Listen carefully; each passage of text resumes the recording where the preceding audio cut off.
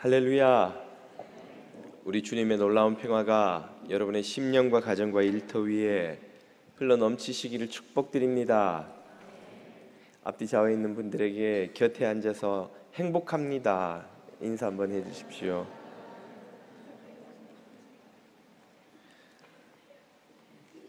오늘 우리에게 주시는 하나님의 말씀은 요한복음 3장 6절에서 8절까지의 말씀입니다.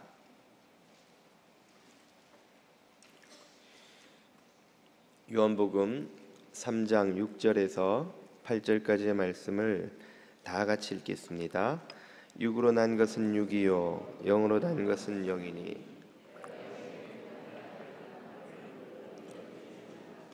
바람이 임의로 불매 내가 그 소리는 들어도 어디서 와서 어디로 가는지 알지 못하나니 성령으로 난 사람도 다 그러하니라. 아멘. 제가 한국에 아주 잘 아는 그 집사님 한 분이 있는데요. 이분은 아주 젊어서 그 사업의 성공에 적지 않은 돈을 만지신 분입니다. 젊어서 큰 돈을 만진 사람들이 많은 참 그 저지르는 실수를 이분도 참 피해가지 못했는데요. 돈이 많이 생기자 날마다 그 바이어들과 또 그 동료들과 술과 향락과 또 도박까지 즐길 수 있는 것들은 매일 그냥 즐기느라 그 젊음을 탕진하고 있었습니다. 모태신앙이었는데요. 아내가 신앙생활을 제대로 하자고 호소할 때마다 알았다고 그냥 둘러대고는 마음속으로는 늘 생각하기를 내가 돈을 안 벌어다 줬어, 가정을 안 돌봐, 남편으로서 내가 못한 게 뭐가 있는가, 그런 생각을 하며 자신을 합리화하곤 했습니다. 36세가 되던 1984년 그날 어느 날 그날도 밤늦게까지 새벽 2시까지 술을 마시고 그렇게 시간을 보내다가 집에 돌아오니까 아내가 머리맡에 성경과 노트 한 권을 놓고는 엎드려서 자고 있는 겁니다. 무슨 노트인가 궁금해서 살그머니 빼다가 봤더니 아내 일기장인 거예요. 눈물로 얼룩져 있는 그 일기장을 읽으면서 이분이 충격을 받았습니다. 이렇게 쓰여 있었는데요. 오늘도 버스를 타고 수유리를 넘어갔다.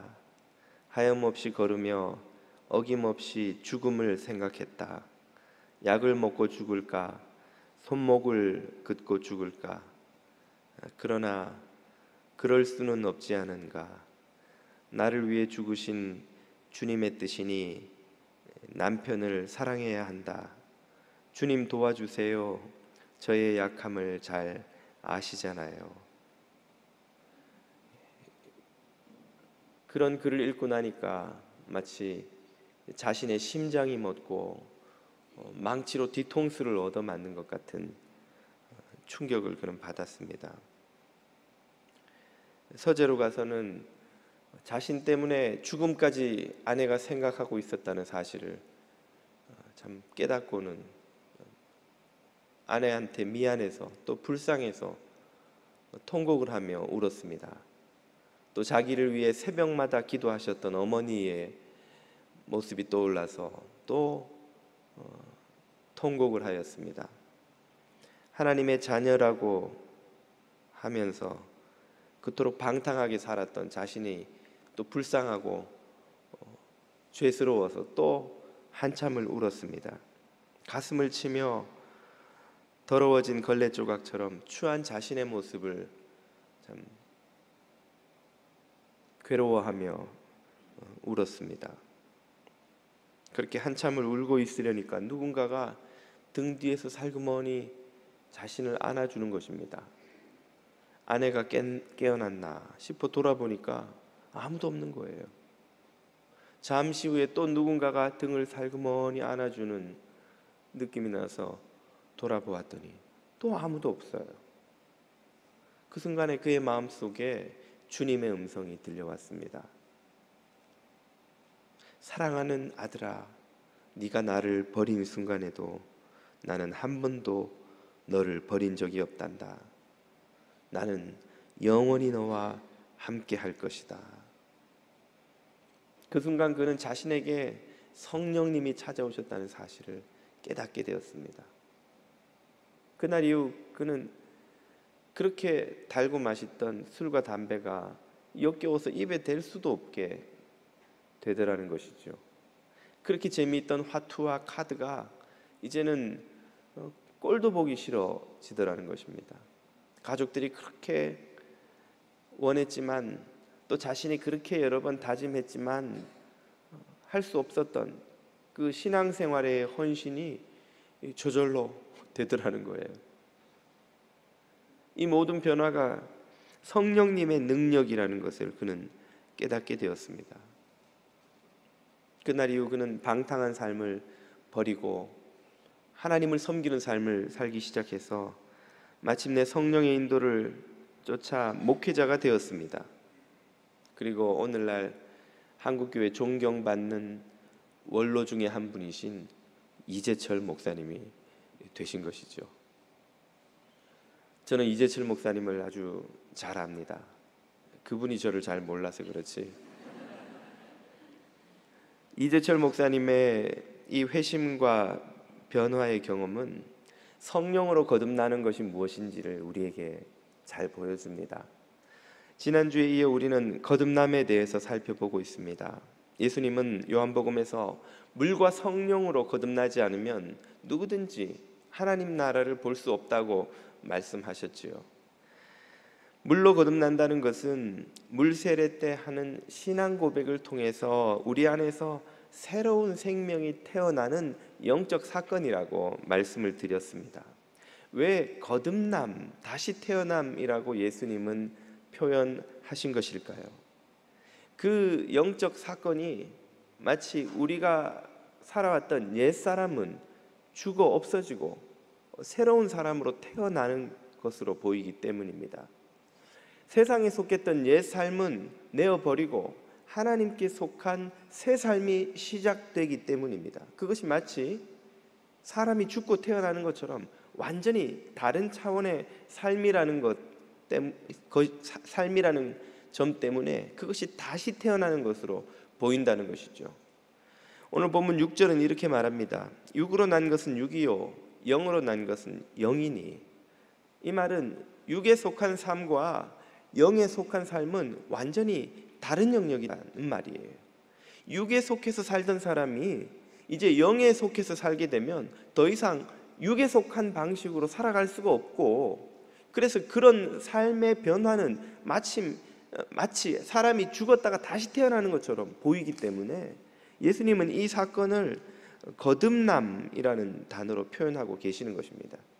마치 앞에 설명드렸던 이재철 목사님의 삶의 변화처럼 방탕과 쾌락과 탐욕을 쫓아 살던 삶과 하나님의 뜻을 쫓아 사는 삶은 완전히 육과 영이 다르듯 다른 삶인 거예요.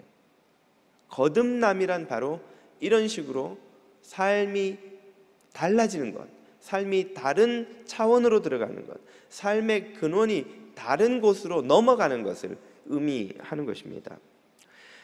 그렇다면 의문이 듭니다.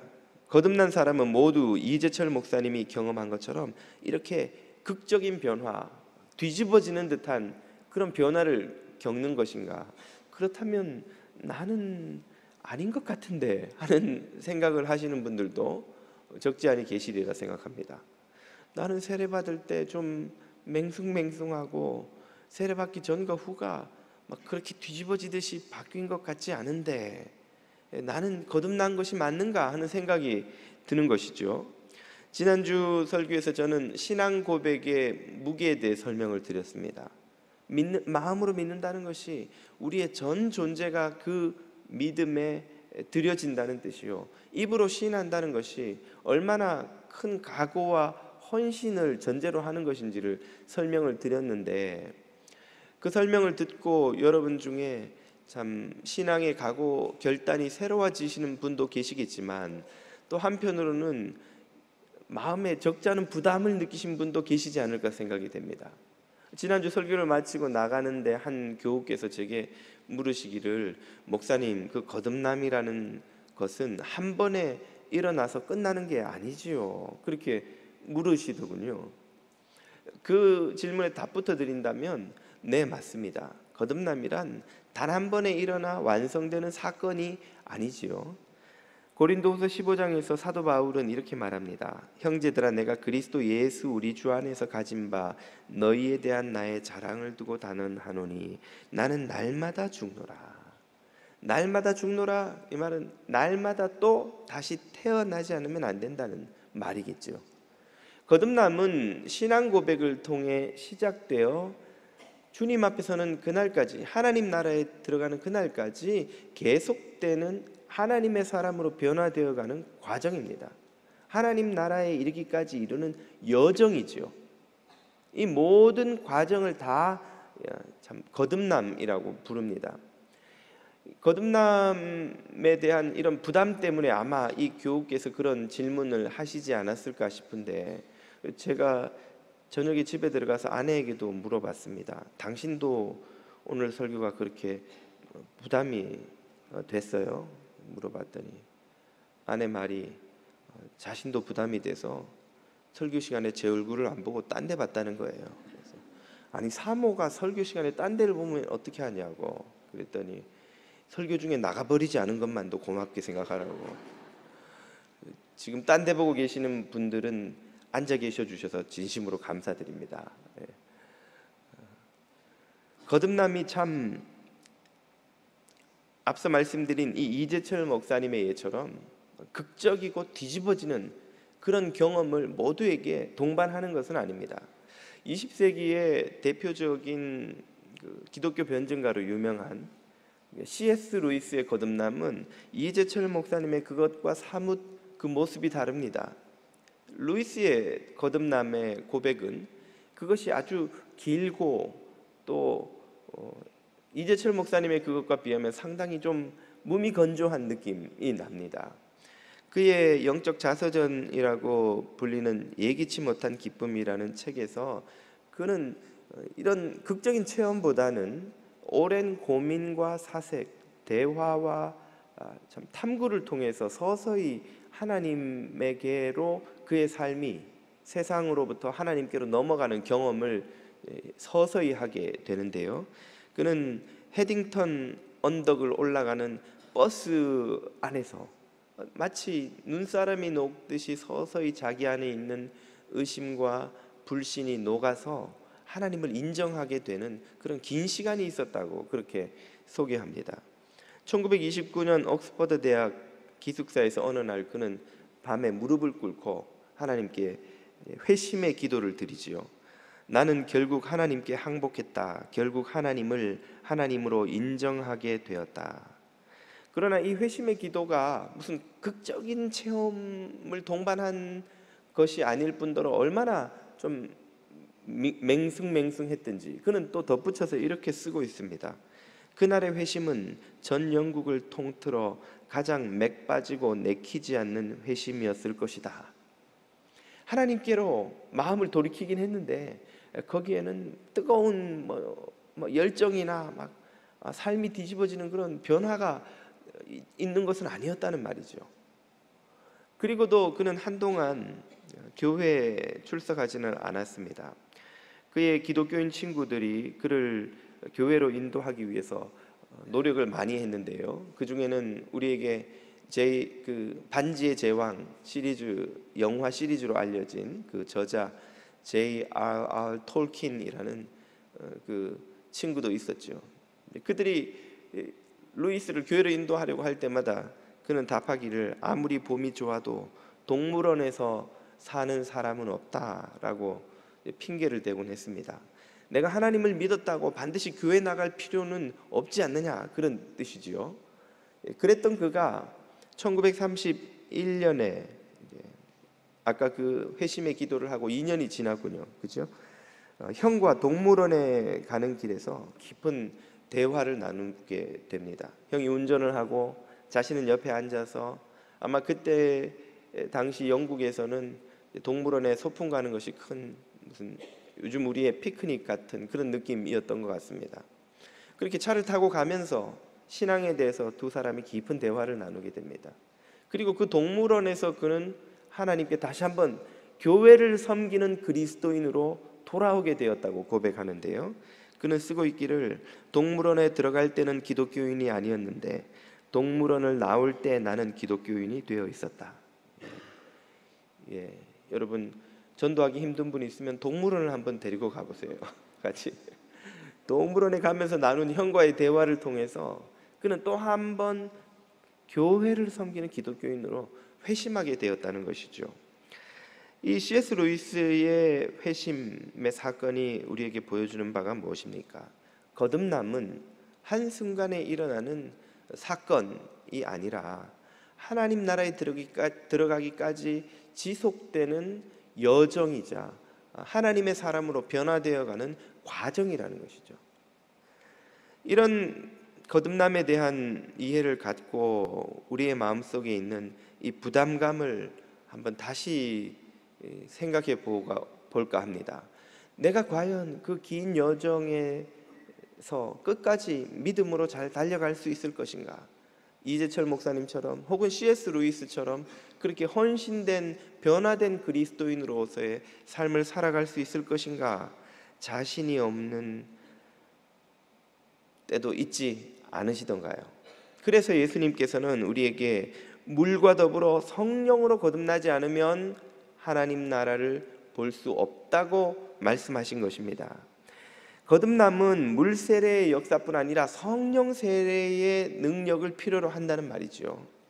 성령님은 우리 성도가 신앙을 고백하는 그 순간부터 그 신앙 고백대로 살아가려 애쓰는 순간, 그리고 그 과정에서 겪는 모든 고난을 극복하는 시간, 그리고 마침내 하나님 나라에 들어가는 시간까지 그 전 과정에 개입하시며 간섭하시고 도우십니다. 이 성령님의 능력 없이는 그 누구도 이 거듭남의 과정을 끝까지 달려갈 수 없다는 사실을 묘사한 표현이, 성령으로 누구든지 거듭나지 않으면 하나님 나라를 볼 수 없다 하는 말씀인 것이죠. 성령님의 이 역사는 우리의 신앙 고백부터 시작됩니다. 우리가 예수님을 주님이라고 고백하는 것, 거기서부터 이미 성령님의 개입이 없이는 안 된다는 사실을 베드로의 신앙 고백이 보여주죠. 주는 그리스도시요 살아계신 하나님의 아들이시니다 하는 베드로가 신앙 고백을 하고 난 직후 예수님께서 그 고백을 어떻게 평가하십니까? 마태복음 16장입니다. 예수께서 대답하여 이르시되 바요나 시몬아 너는 참 행복한 사람이다. 이것을 알았으니 말이죠.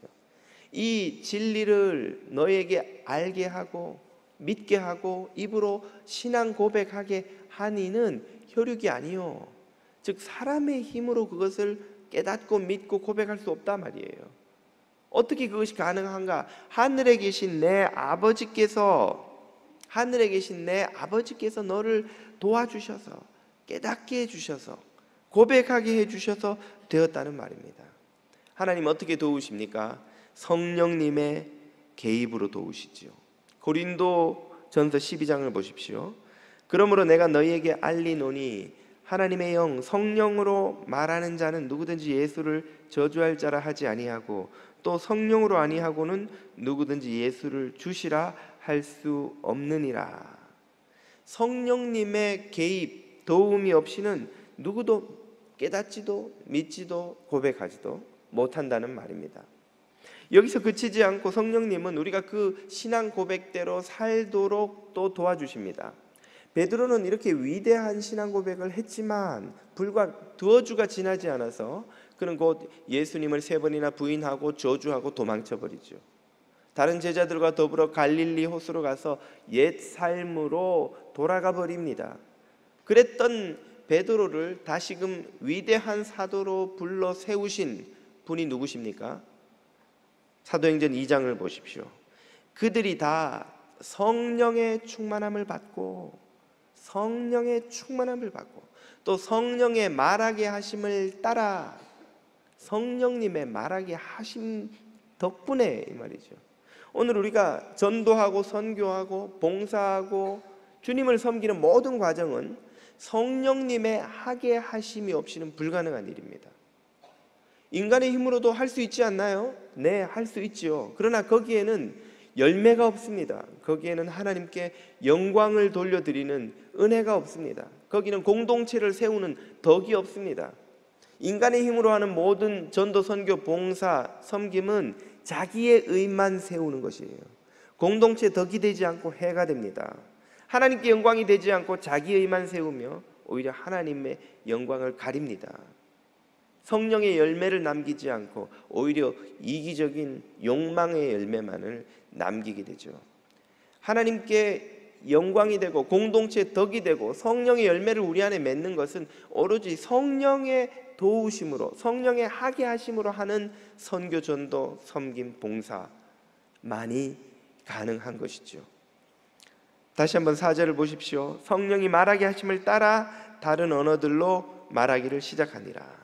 베드로가 11 사도와 함께 서서 소리를 높여 이르되 유대인들과 예루살렘에 사는 모든 사람들아, 이 일을 너희로 알게 할 것이니 내 말에 귀를 기울이라. 아멘.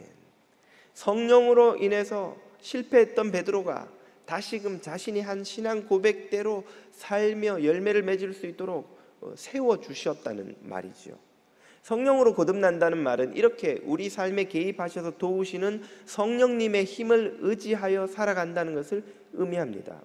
이 세상에서는 성령님의 힘이 없이도 살아가는 방법이 있습니다. 많은 사람들이 육체의 힘을 믿고 살아갑니다. 돈의 힘을 믿고 권력의 힘을 믿고 살아갑니다. 정욕의 그 에너지로 살아갑니다. 자기의 이기적인 욕망을 채우고자 하는 에너지로 살아갑니다. 어떤 사람들은 증오와 미움의 힘으로 살아갑니다. 증오와 미움의 힘으로도 살아갈 수 있는가? 두고 보라고. 네가 나한테 모욕을 줬어. 네가 나를 괴롭혔어. 가만두지 않겠어.